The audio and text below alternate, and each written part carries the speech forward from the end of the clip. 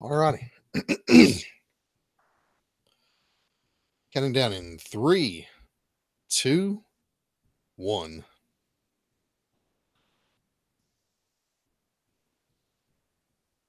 Hey there, Marvel fans. It's an all new, all different Hulk. Also, he's Mayor. immortal. Oh, well, he is that too. Mayor Matt Murdock. That guy in Mos Eisley was not bluffing. All this and more on this week's episode of the 6 Month Behind podcast.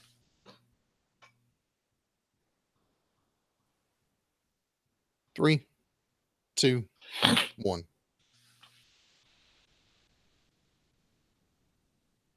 What is up? This is the 6 Month Behind podcast for the week of 10/1/18. I am Pat. And I'm Sean. And this week we are Conor McGregor and Dana White, just, because it's that time, man. How you doing, buddy? I'm good, dude. So Conor McGregor, he did some things. I people don't know, we'll record this podcast and then we'll immediately start making notes and doing next week's podcast. And I put this up here Thursday or Friday before the fight because they were expecting it to do 3 million pay-per-views. It didn't. And Dana White never says the number, but he says it's well over 2 million. The guess is somewhere like 2.5, 2.6 million pay-per-views. To put that in perspective, the average UFC pay-per-view does less than 500,000. And that 2.5, 3 million mark has only been met a few times. And Conor McGregor, his pay-per-view buys are up there with Mike Tyson, Evander Holyfield. He's in that stratosphere of pay-per-views. Dude, yeah. He's in a league of his own, man. Conor McGregor's insanely talented. He's really good at what he does. But my goodness, if his brashness and stupidity doesn't get him in trouble, I don't know if Dana White's going to put up with it much longer. He got kicked out of the UFC recently, and they only brought him back because the UFC really needs fighters. Dana just signed him to a 6-month contract. He paid him $3 million for this fight. He's going to make around $50 million on his cut of the pay-per-view. Come on, man. He ain't going anywhere.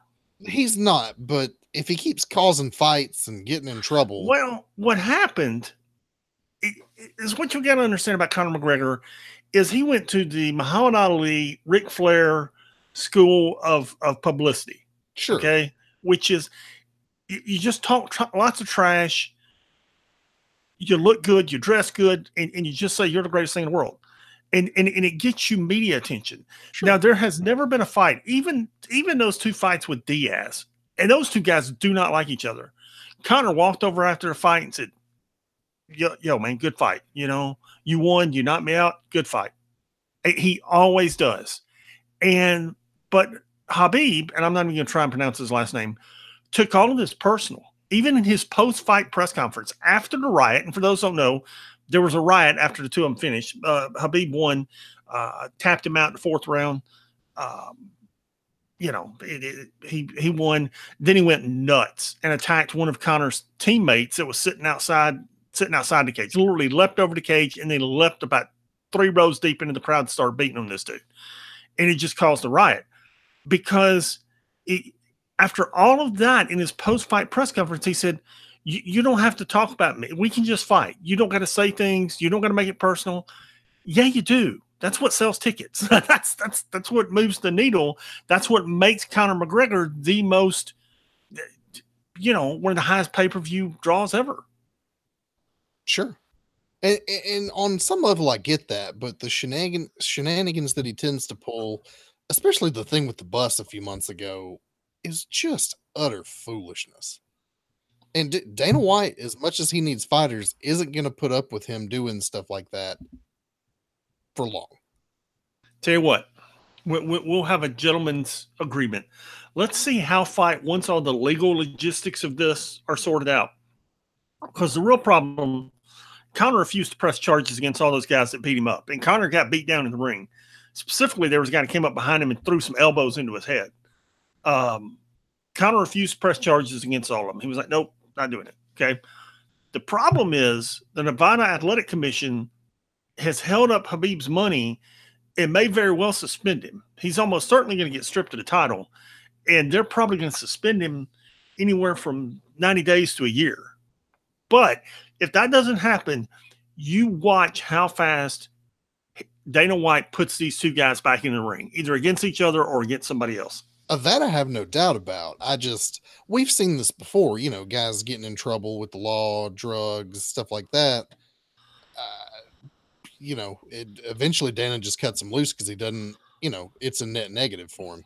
That may not be the case with Conor McGregor. Conor McGregor is a phenom, but it's like John Jones, man. John Jones has been in more trouble than I can count. And as soon as he's legal again, he'll be fighting, man. Yeah. Think you're gonna get Brock back?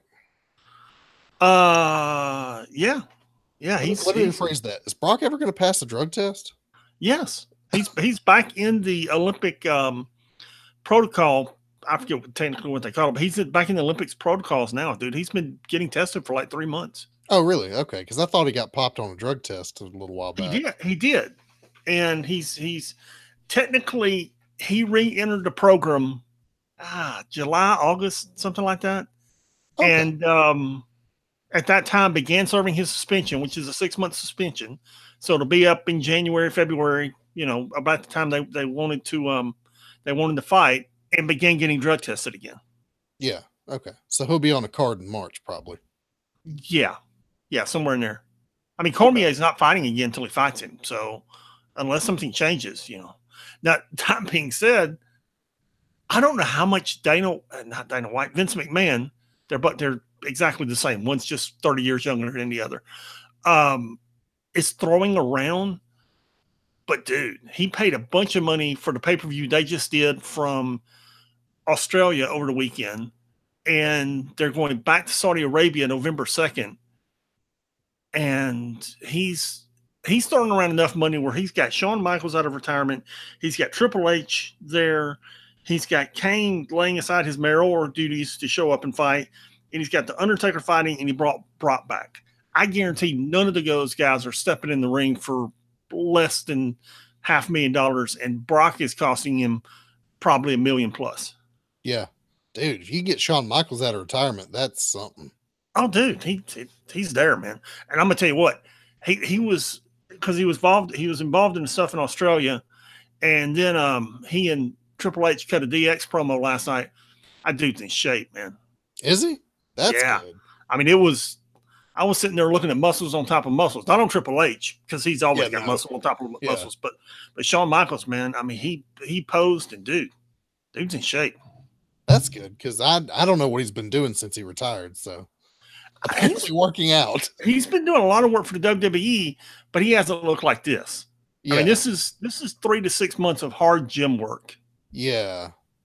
So he's probably known about this for a little while. Yeah, man. Yeah, they've been building this for months, and it's, I'll tell you what, you want some people who know business and know what they're doing, dude. Those guys that run the WWE, and it's more than Vince and Triple H. There's a team of people that run the WWE that know what they're doing from a marketing point of view, from a business point of view, from a social media point of view. They know what they're doing, and they're getting that $500 million next year, $250 million from Fox and $250 million from Universal, which owns USA, and they're upping the level of their product in anticipation of moving to Fox Sports and Fox TV in January. I want to say it's January of 2019. It may be February, but I'm almost certain it's 1st January. Okay, cool. Yeah. Dude, I'm not a big wrestling fan. I have a lot of friends like you that are, so I hear about it tangentially, but the most interesting thing to me is the business aspect of it, because Vince McMahon he's so good at that. Man, I'm going to tell you, they do it the week before WrestleMania, so it was sometime last April. it's the week of WrestleMania. Actually, yeah, it's like the Wednesday or Thursday before. They have their investors meeting, and you can find it online. It's like 40 minutes long. It is the most interesting 40 minutes of business, and I'm a business person, and you are too.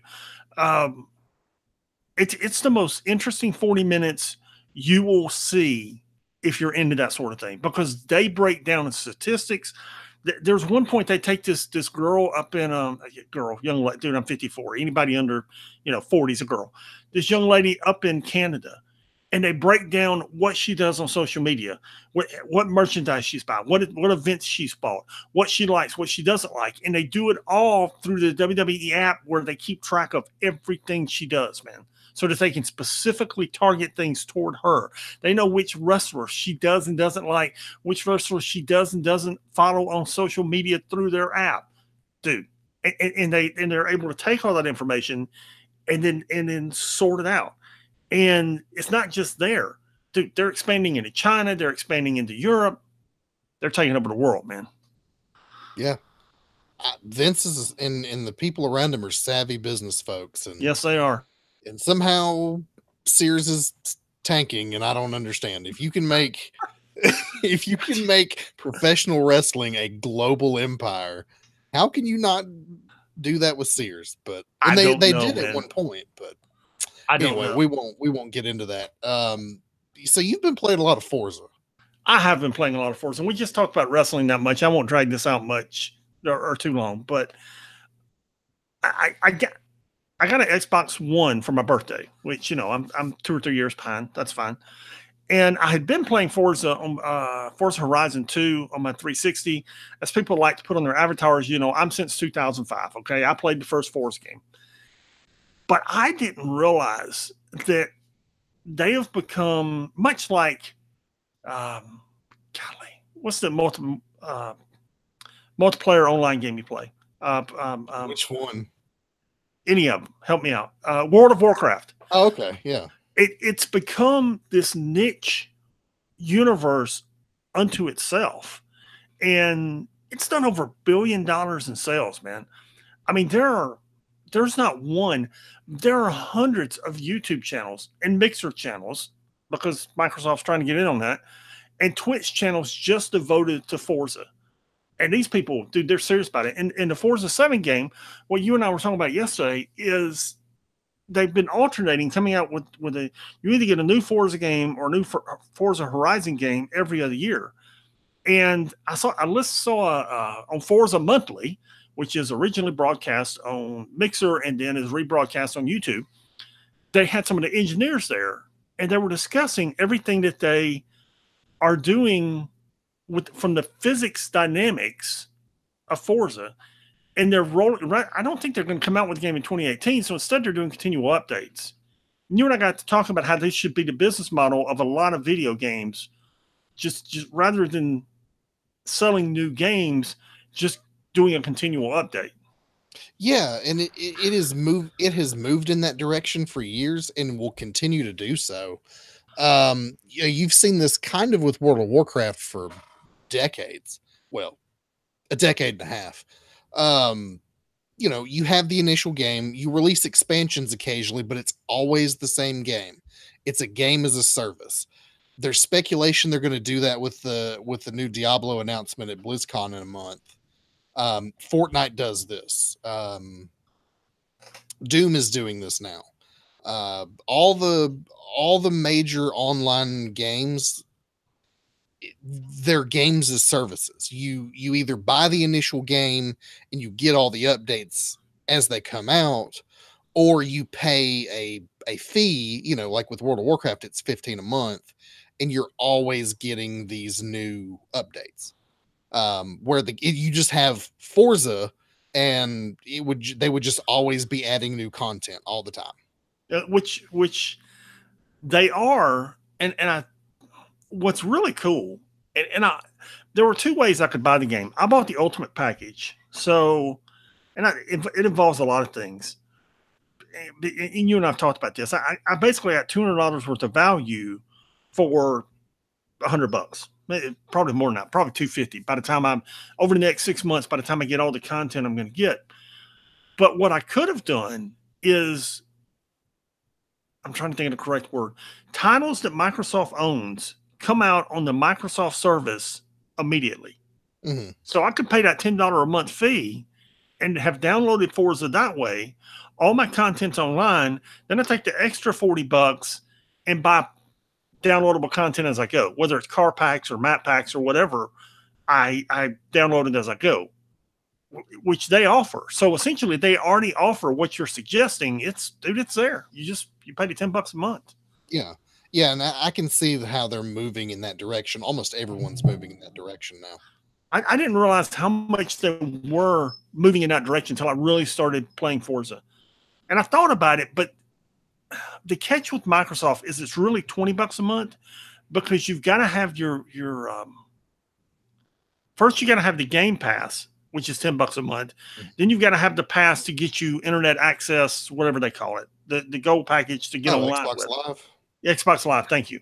So, so they're hitting you twice for it. If they would roll both of those into one fee of like $12, $15 a month, I'd be a lot more receptive to it. Yeah, I could understand that.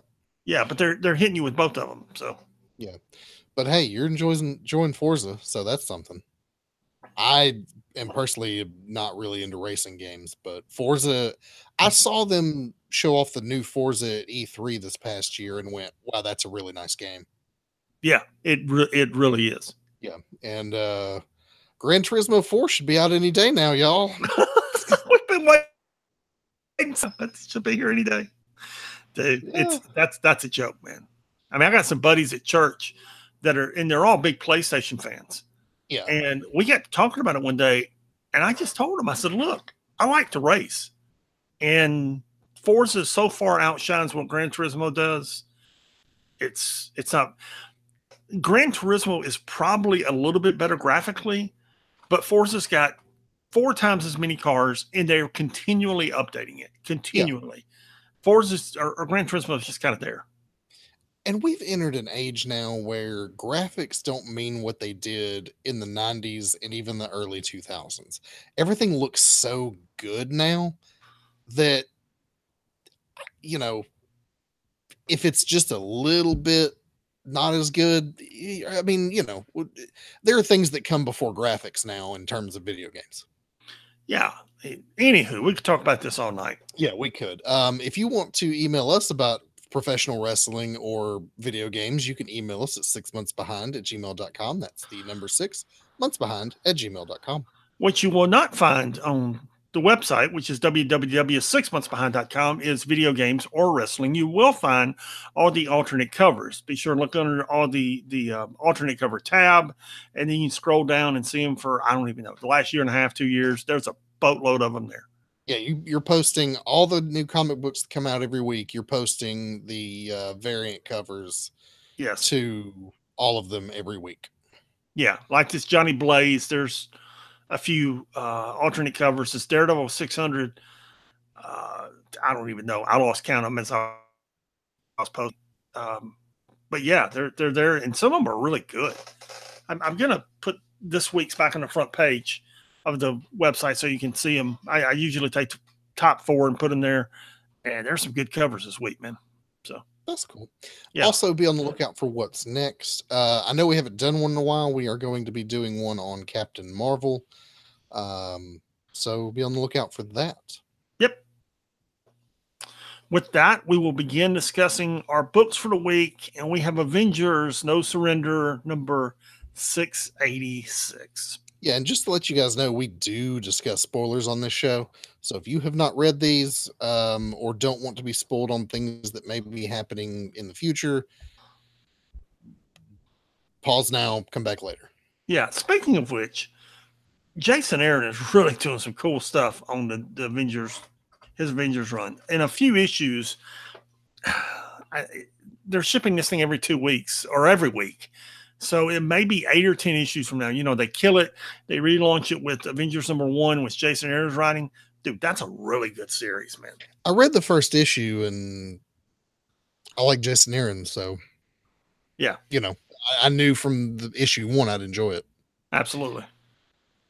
So as we saw in the last issue, the Hulk has been resurrected and is now at Avengers Auxiliary HQ looking to get the pyramid uh, for the challenger in this game.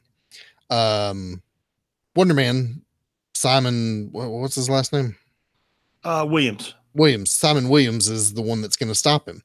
And if you know anything about Simon Williams in the last couple of years, he's taken this vow of nonviolence. So he's trying to talk sense into the Hulk instead of fighting him, while the Hulk's just beating the snot out of him. And what Simon discovers is that this is not the Hulk that we once knew. Used to, you had Bruce Banner, who's the mild-mannered, very intelligent man, and then Hulk, who is just a brute.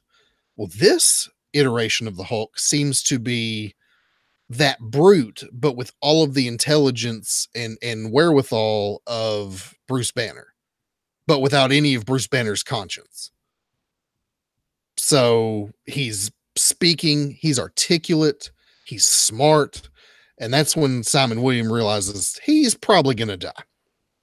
Yeah. The other Avengers take out Black Swan. Voyager reveals herself as her true nature to the Avengers.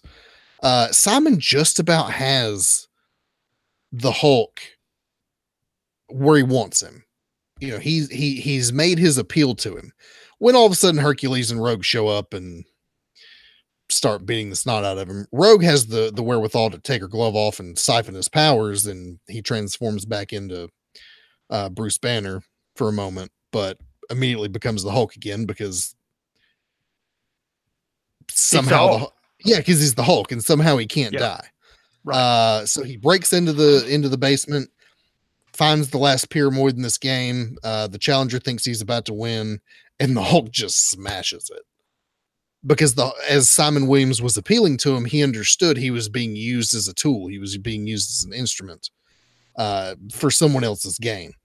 So with that, the game master has won the game, but the challenger is not satisfied with that, thinking that he's cheated and seems to blow him in half. And we'll see what happens next issue. Yeah, the Hulk's getting his own book, by the way. Yeah, I figured he would be. This Bruce Banner Hulk is not to be confused. Armadeus Joe is getting his own book, and from what I understand, it's pretty good.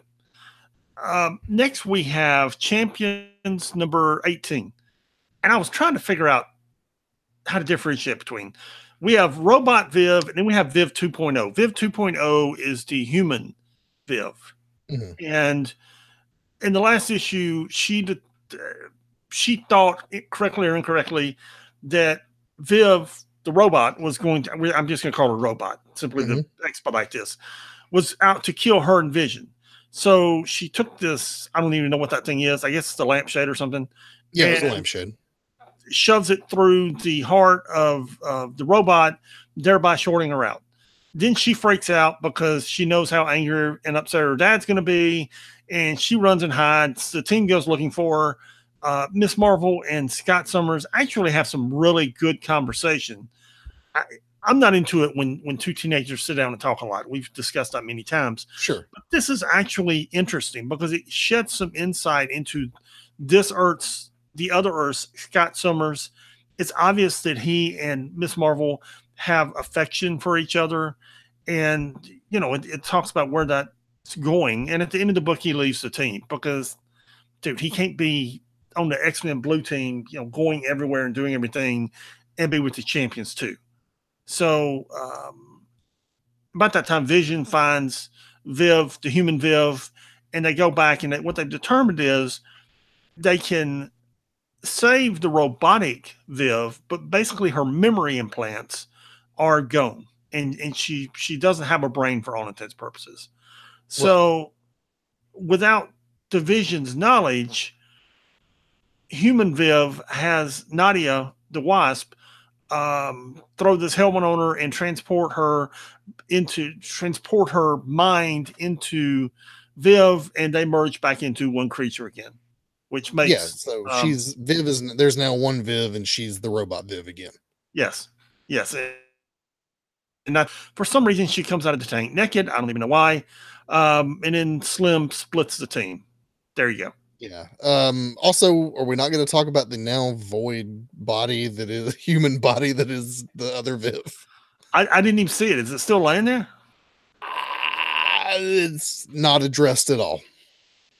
I mean, I assume they literally, corporally, physically merge back together again. We'll go with that, yeah. But after I read it, I went, huh, so what happens to human Viv's body? Does I'm it looking. just Nah, it ain't there. I looked, but Yeah, I just assumed that they merged back into one person.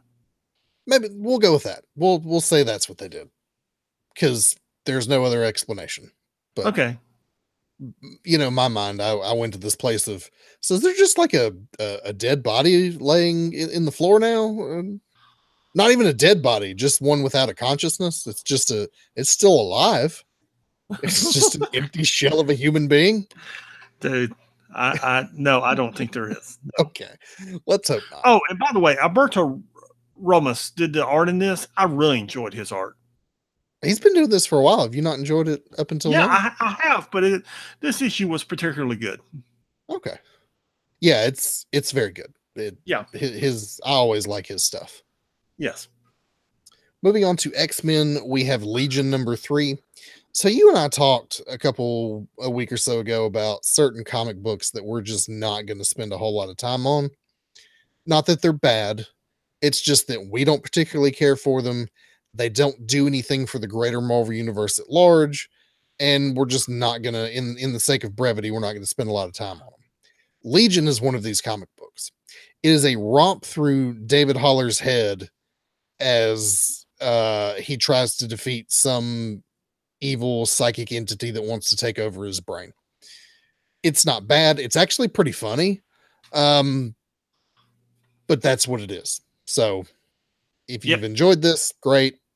I'm middling about it. Yeah. Next we have X-Men Blue number 24.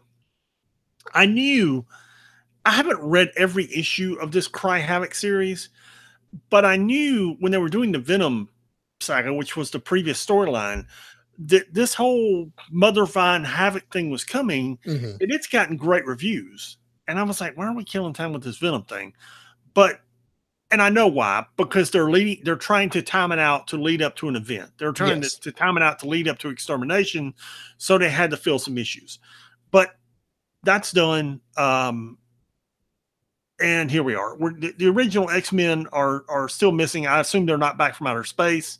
We open at the Hellfire Club in London, where a Sebastian Shaw, Black King, that's what he is, I'm sorry, has had his powers enhanced by Mother Vine, and he's putting a beat down on Magneto, which he pretty much continues to do. Then we got a different group of mutants who are confronting Zorn, and they want Zorn. They're basically saying, hey, you need to, they're making him the infamous offer he can't refuse. Sure. One of these days, you got to watch The Godfather so you can understand that. I've discovered this whole Godfather thread on Reddit and Quora. That's really cool. Anywho, James Hudson and Vampire Storm, whose name I can't remember. Vampire Storm? Bloodstorm, thank you very much. Show up and rescue Zorn. And I'm trying to figure out where we went. Oh, that's right. Lorna Dane, who is possessed by, somehow she's possessed by Mother Vine, shows up at the X-Mansion to beat up these kids, but the real Lorna Dane, who's been brainwashed before, breaks her way out. And I was trying to remember when she had been brainwashed and her powers had been taken from her. It was a pretty significant storyline. I just don't remember when it was. I was trying to. It's been a while ago. Dude, I've only been reading comics for 45 years, and there's just so much RAM in my head. Okay, so right, yeah, there's only so much that's going to hang around in there. But she literally she breaks herself free in her mind because she can, because she told herself then she wasn't going back. Apparently she had Professor Xavier train her in some things, and there you go. About that time, Shaw's powers basically short out, and he wants Magneto to kill him. Magneto won't. He's just like, yeah, you're just gonna have to live like this because you can. And then the people who are behind this show up, or actually they meet them, and it's Havoc, Mrs. Sinister, Bastion, and our favorite Emma Frost, the White Queen. And Magneto's like reasoning with them and saying, look, this isn't going to work for you. And they're like, well, we'll see.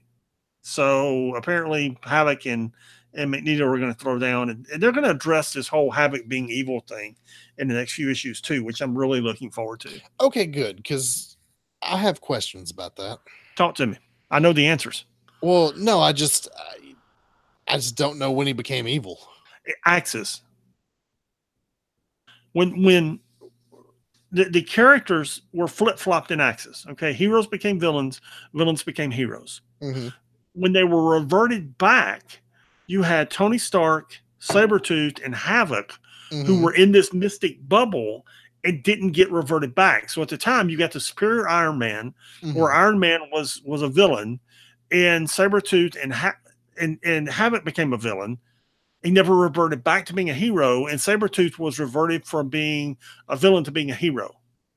Okay. All right. Yeah. It's in the whole Axis storyline. Yeah, okay. It's been a while since I've read that. Which, I'm going to tell you the truth, is not one of my favorite storylines because it just... Yeah, it's just not one of my favorites, but it led to Superior Iron Man. It led to what they've done with Sabretooth the last couple years, whatever. And it led to what they're doing with Havoc, so it's okay. Okay. All right. Yeah. I'd forgotten about all that. Yep. Moving on to the only Inhuman comic book we have this week is Lockjaw #2.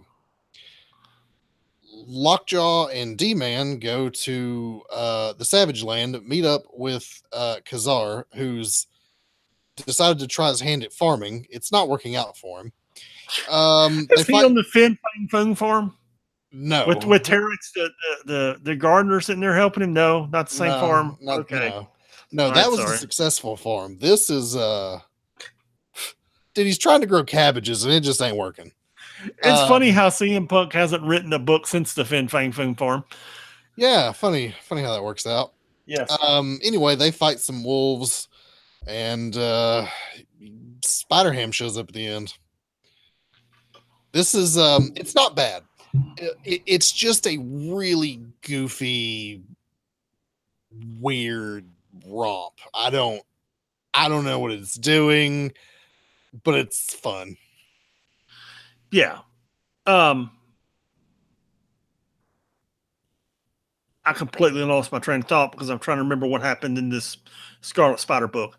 And as a point of reference, you could find the podcast. You'd have to go back and look for them, but CM Punk, Phil Brooks, was given a task by Marvel of writing a Drax series.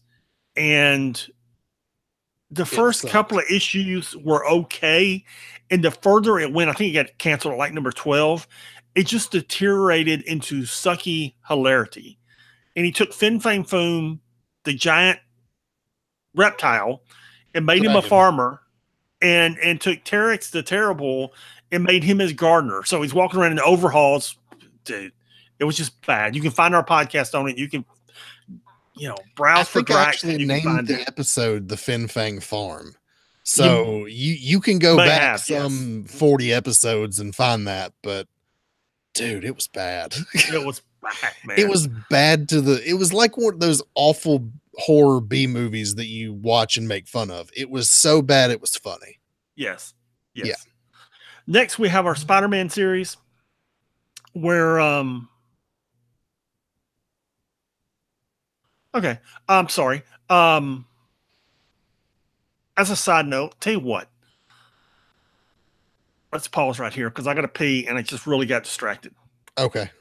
My sister, you can edit between the Inhumans and Spider-Man, right? Sure. Okay. Dude, my sister finally gets my parents in the car. She gets on the road. She gets like an hour and a half out of Charlotte, 5.5 hours out of Nashville, and she blows a tire. Oh. I don't mean she had a flat. She blew a tire, man. It took her like 3 hours on the side of the road to get somebody to come, get a spare put on, go buy another tire because you can't drive on that little bitty tire they put in it. No. She should have been at the hotel at like 3 this afternoon. I just got a text from her saying she made it. That's what distracted me so bad. I'm sorry.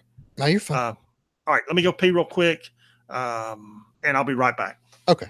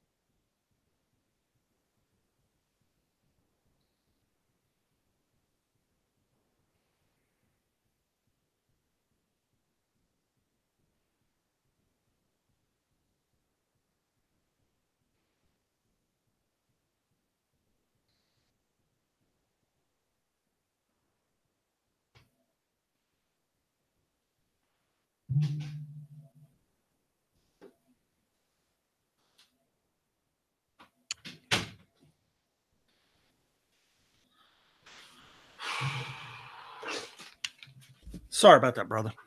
Okay. You want to count us in?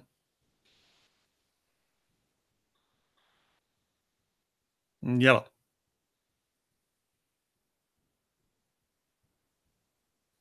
Can't hear you. Can't hear me? Nothing.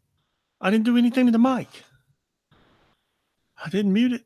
Dude, I didn't touch the mic. What's happening?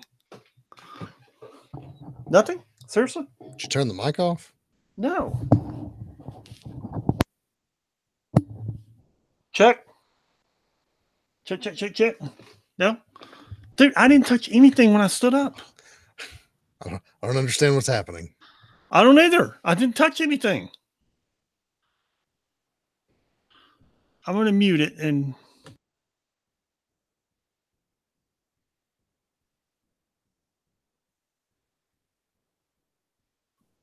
Check, check, check. What is happening?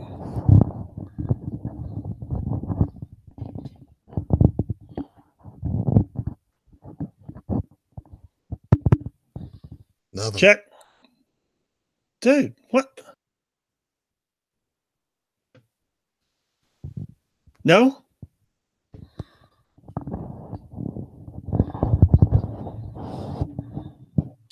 Did you check your settings on your Chromebook?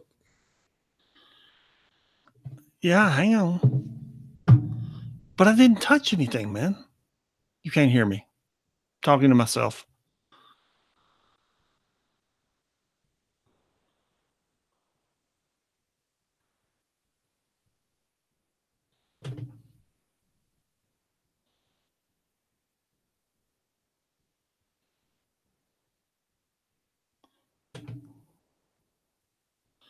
What?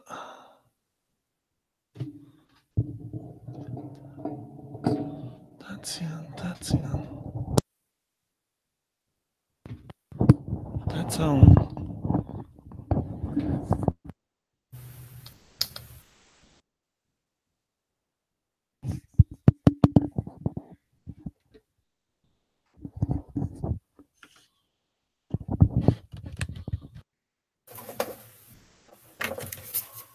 Check, check. Oh, got you a little bit. Check.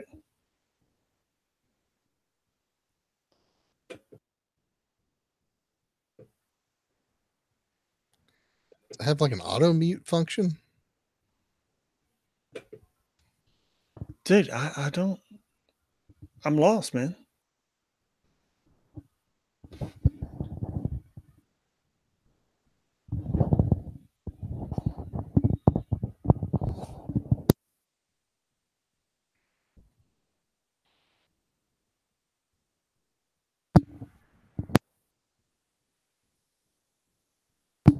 Check, check, check, check, check. Are you there now? I mean, I can hear you just barely.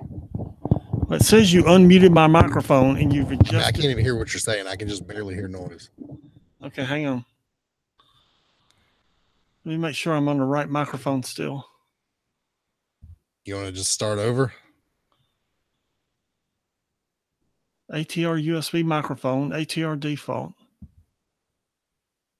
Play test sound.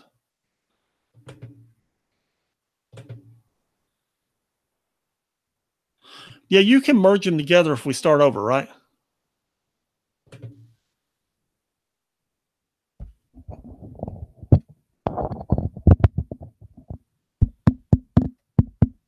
Yep, check one, check. Check.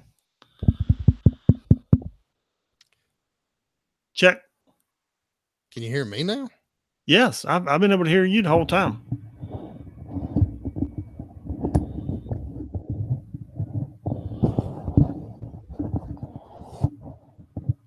Sure it's not a volume problem on your end? I'm just going to end the session and start a new one. All right.